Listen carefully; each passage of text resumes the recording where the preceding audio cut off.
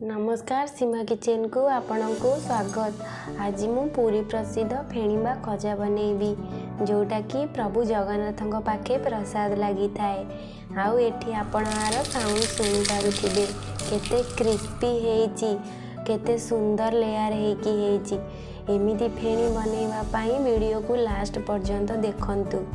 चलंतु फेणी बनैबा। एठी मु 2 कप मैदा नेची आउ एथिरे 4 चम्मच देसी घी दे दोची। आकु आमे भलो भाबरे मिक्स करि नबा।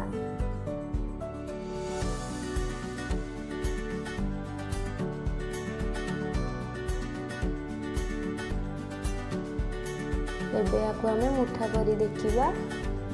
एठी हमर मुठा ही जाउची बिल्कुल खास्ता अछि मैदाटी।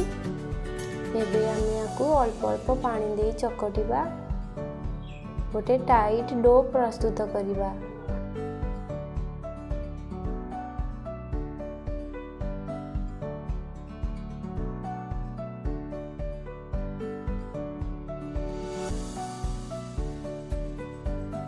चकटाटी प्रस्तुत हो जाइछि। आकु हमें 20 मिनिट घोड़ाई नबा।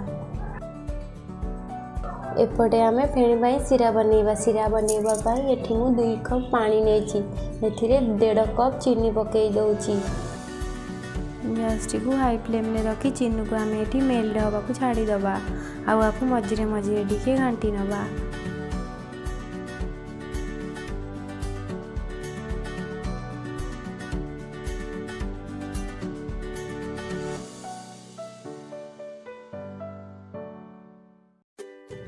आकु आमे एमती मझिरे मझिरे गुड़ाई नबा। जल्दी सिरा बनी जीवो।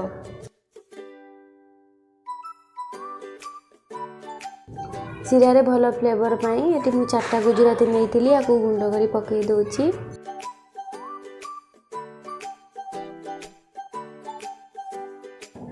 सिराटी को आमे बेसी मोटा करिवानी पतला करिवानी मीडियम साइज रे रखिबा। फेणी बाई बिल्कुल परफेक्ट हबो। सिराटी एठी हमर अठा पाग हे आसिलानी। देखंदु गोटे तार भी बाहरी आसुची। बिल्कुल एमती सिरा हमको फेणी पाई दरकार। सिरा हमर एठी रेडी हे जाई। चलंतु आमे फेणी बनैबा। फेणी बनैबा पूर्वरु फेणी रे भल लेयर आसीबा पाई आमे एठी गोटे पेस्ट तैयारी करिबा। पेस्ट तैयारी करिबा पाई मु 2 चम्मच कॉर्नफ्लावर एथिरे 4 चम्मच तेल दे दोछि। आको भल भाबे मिसई नबा। एठी मु कॉर्नफ्लावर नेछि। आपण चाहिले चावल गुंड नै परिबे। एबे हमर पेस्ट रेडी हो जाइछि। एबे हमें फेणी बनैबा। एबे हमर 20 मिनिट हो जाइछि। मैदा को आउ टिके चकोडी नबा।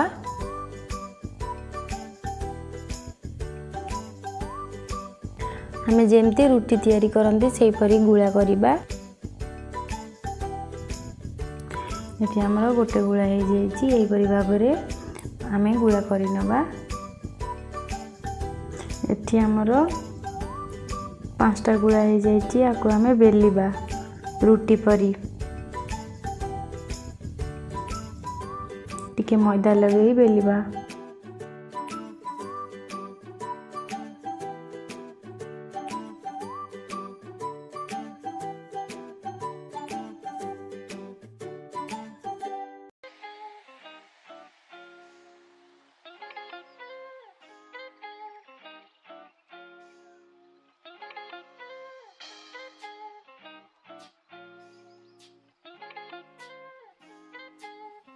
देखंदु केते पतला करी मु बेलिची।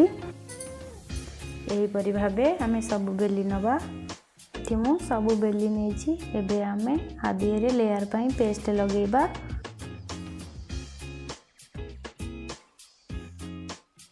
आपरे आ गोटे रुटी दे दबा।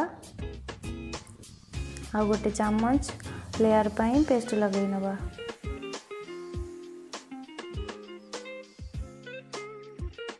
एही परी भाबरे सब लेयर गुडी कम करि नेबी।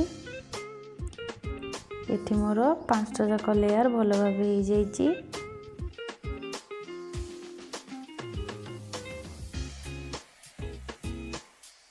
ऊपर आउ टिके पेस्ट लगेई दबा। आकु हमें टाइट भाबे एही परी भाबरे मोड़ीबा।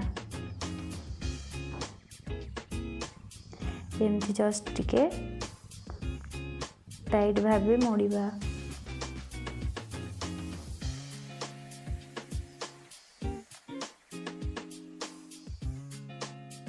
टिके जस्ट ऐसी पानी लगे दबा जॉइंट पाई।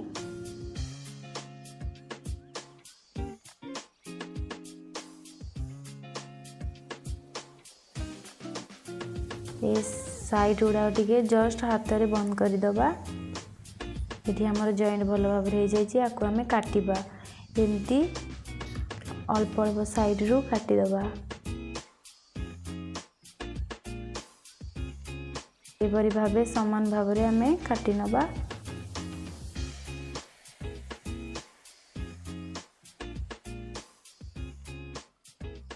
ये केते सुंदर लेयर है देखंतु। गोटे थाली के काढ़ी नबा। टिके हमें आकू जस्ट हाथ रे टिके प्रेस करी साइड रू हल्का भावे बेली नबा।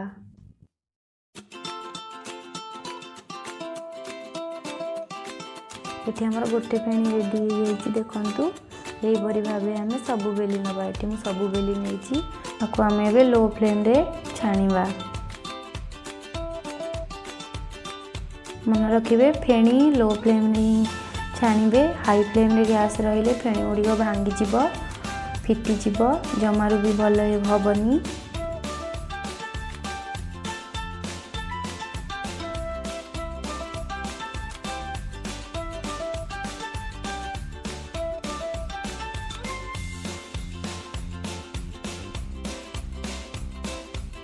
ये देखंतु फेणी गुड़िक फुलिक ऊपर भाजिलानी। आकु तेल उठे दबा।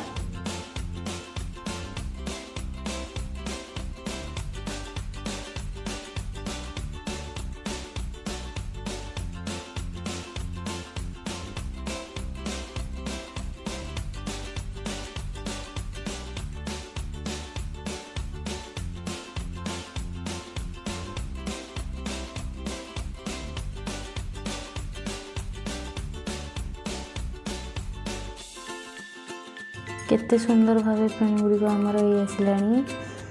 आउ टिके आम याकू छाणीबा। फेणी की टाइम दे कि छाणीबे बहुत भल फेणी हबो।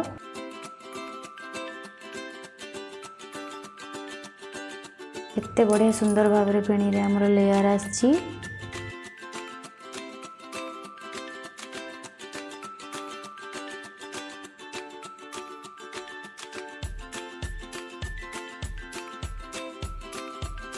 केते सुंदर कलर आछि देखंतु।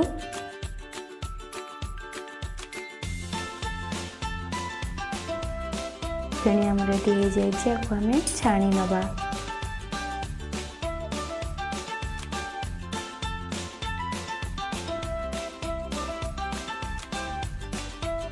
ये आमर केते सुंदर भाव फेणी गुड़िक होइछि।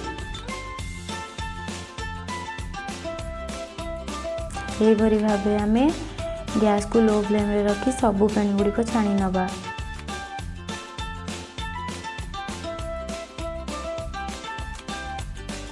मु सबुतक फेणी छाणी नहीं। केते सुंदर भावे फेणी गुड़िक। आम एवं सिरा रे पकेबा। ये मु गोटे फेणी सिरा रे एमती जस्ट टिके पकई एपट सेपट करी फेणी गुड़िक आम काढ़ी नबा।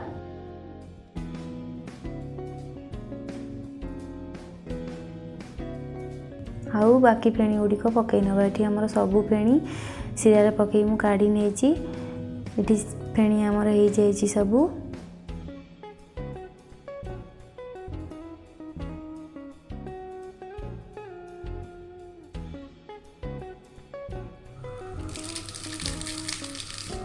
मोर ये रेसिपीटी जदि आपको भल लगी लाइक करेंगे, शेयर करेंगे, कमेंट करेंगे, सब्सक्राइब करने को जमारू भूलें। रोची नमस्कार।